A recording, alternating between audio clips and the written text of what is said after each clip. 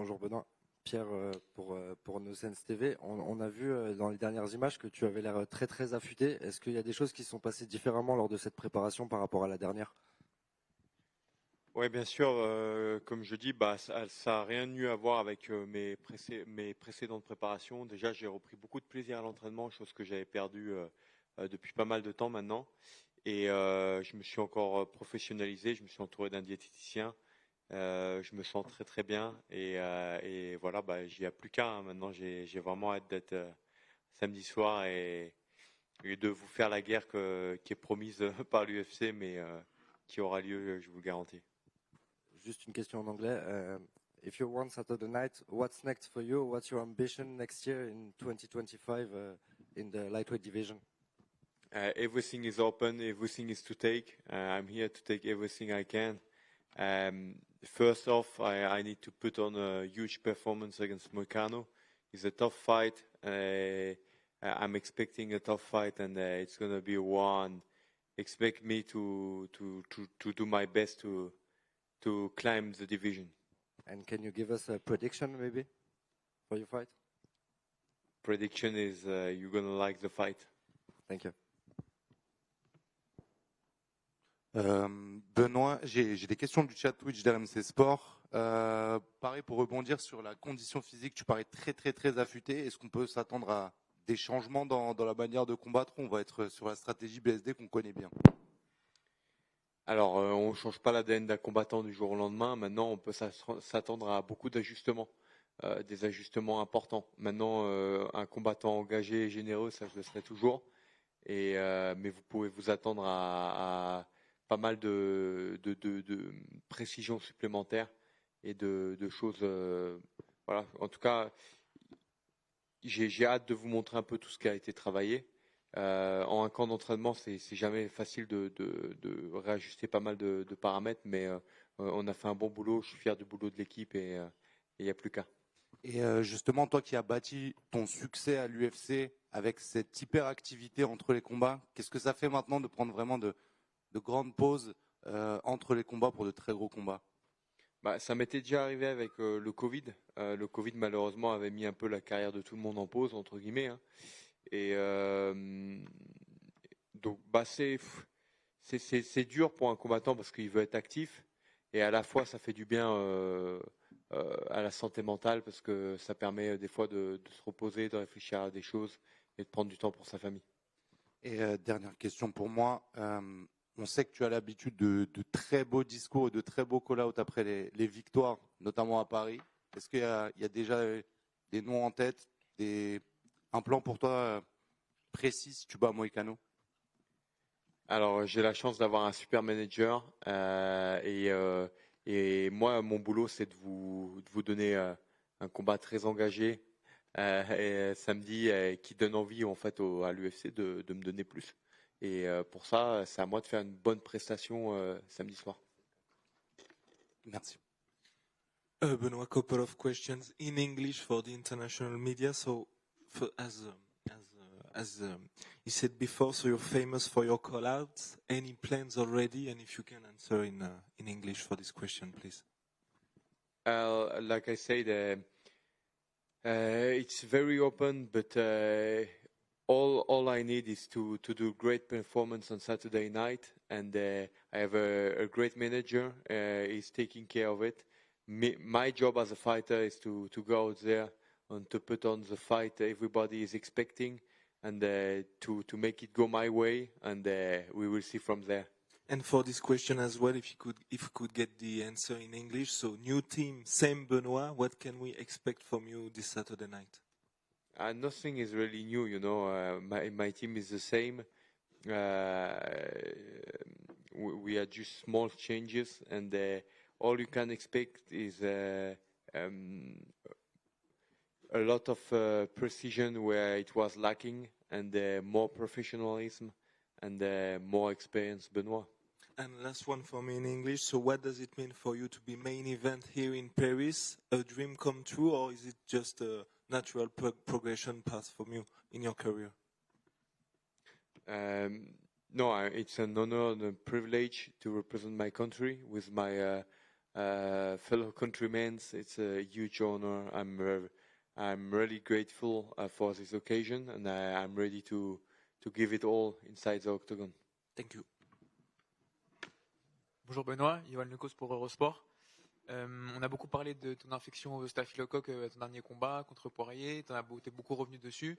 Est-ce que c'est quelque chose que tu crains dans ton camp d'entraînement, maintenant que tu arrives à la fin peut-être moins, mais pendant que tu as craint pendant ton camp d'entraînement, est-ce que tu as mis des mesures en place d'hygiène ou quoi que ce soit pour faire barrière à une nouvelle infection? La difficulté en fait, c'est que c'est un sport qui est de plus en plus populaire, donc il y a de plus en plus de gens qui veulent pratiquer. Et ça, c'est le travail qui a été bien fait. Tous les gérants maintenant des salles essayent au maximum de protéger les gens avec le nettoyage. Malheureusement, c'est un truc qu'il faut tout le temps surveiller. C'est un paramètre supplémentaire. La popularité de ce sport fait qu'il y a de plus en plus de passages dans toutes les salles. Et ça fait qu'il faut être vigilant. Et bien sûr, ouais, faut être très vigilant parce que moi, ça change ma vie d'être bien le jour J. Pour certaines personnes, ça change rien, mais de passer une semaine sous antibiotiques et de rien faire, pour quelqu'un qui a un combat important ou qui est professionnel dans le milieu du sport, ça peut changer sa vie. Donc, il faut, et bien sûr, c'est un paramètre en plus. Et je rebondis juste rapidement sur la popularité nouvelle avec de plus en plus de pratiquants dont tu parles justement. Il y a on parle beaucoup dans les MMA, dans les MMA amateurs notamment et dans les salles du fait qu'il y a de plus en plus de cas de staphylocoque. Est-ce que c'est quelque chose que toi tu as observé parmi les gars avec qui tu t'entraînes ou même pas forcément?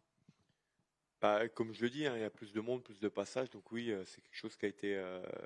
Je pense que c'est quelque chose qui est de plus en plus courant. Et donc il faut y faire attention et il y a une prise de conscience, je pense, collective qui se fait là-dessus dans le monde des sports de combat.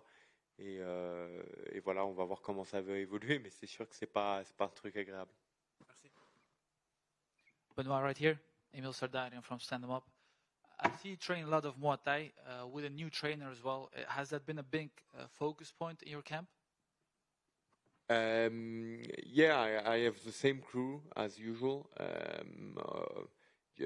almost. The striking coach has been changing, and yeah, of course, it was a lot of work on the we have done together, and I'm ready to show it off. Obviously, you fight very aggressively to the point that sometimes it seems that your offense is also your defense. But with your new coach, he said that he wanted to see you fight more technically with better movement, better defense. Is that what we're going to be seeing here in Paris?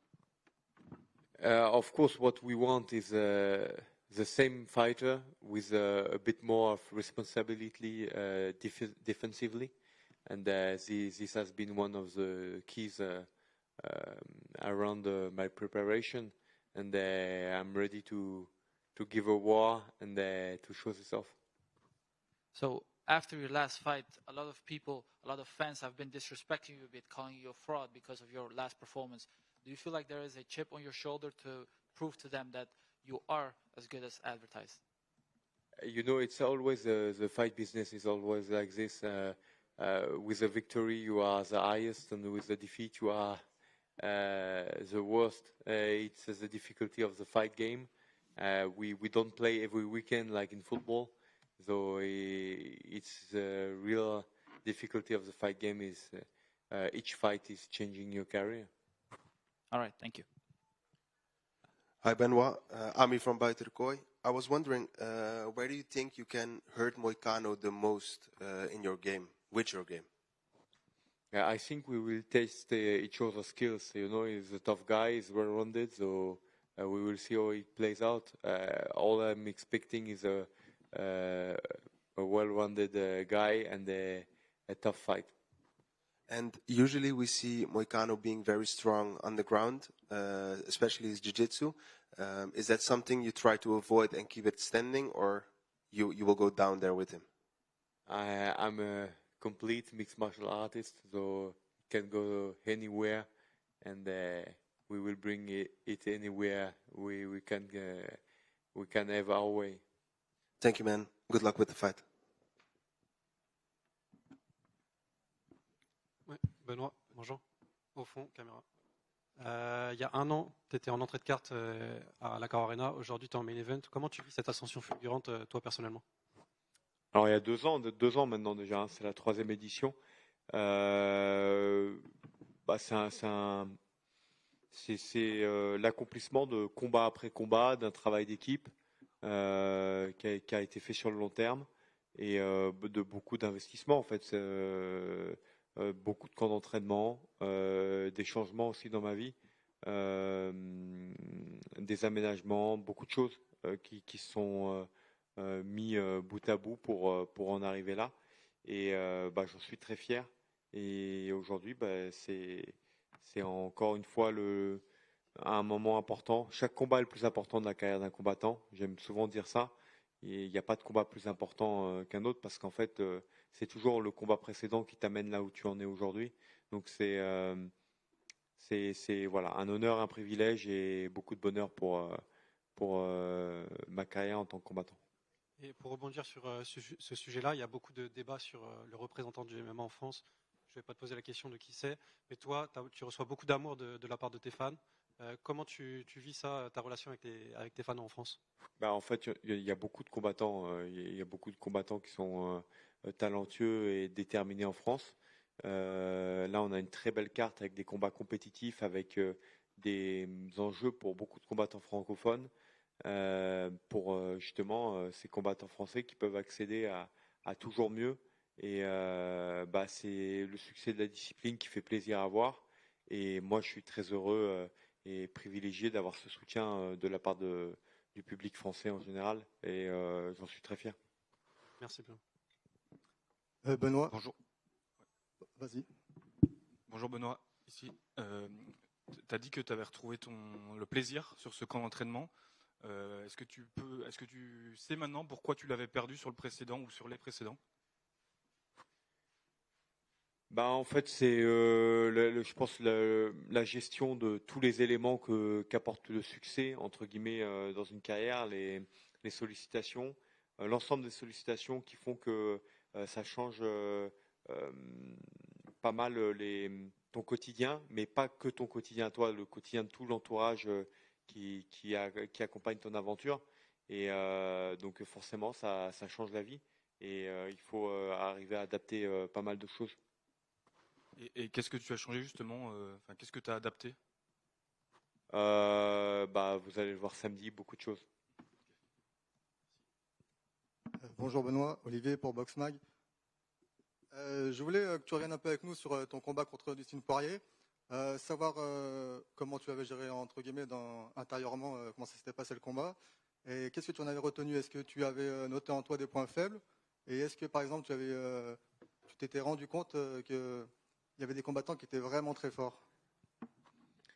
Non, déjà je me suis rendu compte qu'il faut sous-estimer personne et qu'il faut surtout arriver prêt au combat à 100%, et que je trouvais que c'était un manque de respect d'annuler comme de prendre le combat dans l'état dans lequel j'étais. Donc dans tous les cas, j'étais un petit peu dans une situation de dilemme, mais les défaites font toujours rebondir et remettre pas mal de choses en question. On parle de responsabilité défensive, même à 100%, peut-être qu'au 3e ou au 4e round, j'aurais été dans le même état que j'étais très très rapidement dans ce combat. On ne sait pas en fait, et ça me prépare pour le futur parce que je sais qu'il y a des choses à corriger et on a travaillé dessus.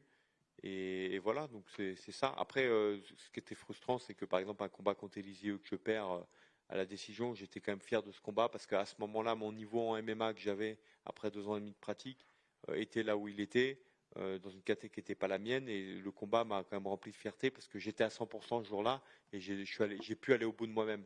Sur ce combat, j'étais absent mentalement et physiquement, donc c'est pas une situation que je souhaite à un combattant.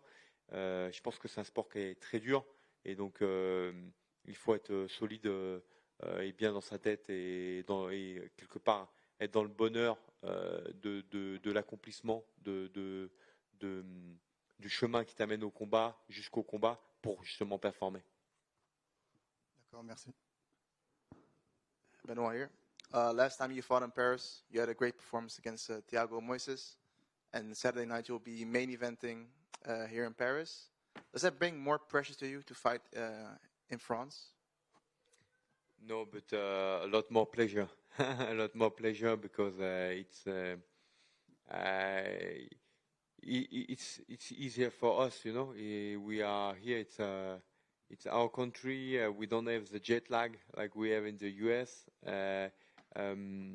We take our time. You have the French media that is around you. You have the French people that are cheering for you. Easier for them to get tickets. Of course, it was sold out very fast, but it's easier for them to get there. It's just more kind of a family moment. And last one for me. So obviously before your fight with Poirier, you had a 5-fight win streak, 5 finishes in a row. Then obviously you don't have the performance you want against Poirier. How did you bounce back from that mentally after winning 5 in a row, 5 finishes, and then having a loss? Yeah, it's always hard. It's always hard to bounce back, but it was a lot of work after this, a lot of questions that I had to answer, what I wanted for the future, and a lot of changes to, to get back to taking a lot of pleasure in what I'm doing, and it was also the accumulation of having so many success so fast. Me and everybody that is surrounding the adventure of as a fighter, it was difficult for them to absorb this fast, and it did us good to have sometimes to readjust a lot of stuff.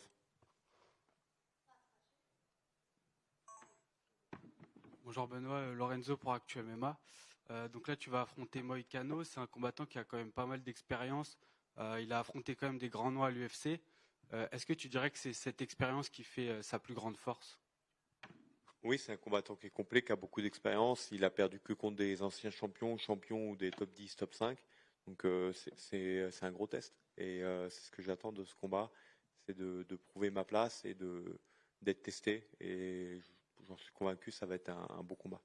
Ok, et puis on sait que tu as un style très agressif. Et est-ce que c'est pas encore plus le cas en France quand tu es devant ton public? Peut-être encore plus galvanisé que tu peux l'être d'habitude? Alors, tu es galvanisé, tu l'es, mais au premier combat, je m'étais laissé prendre un peu par les émotions parce que c'était la première fois en France. Je connaissais pas, j'avais pas vécu cette expérience.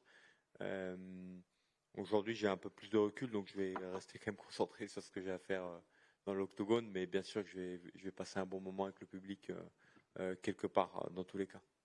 Merci.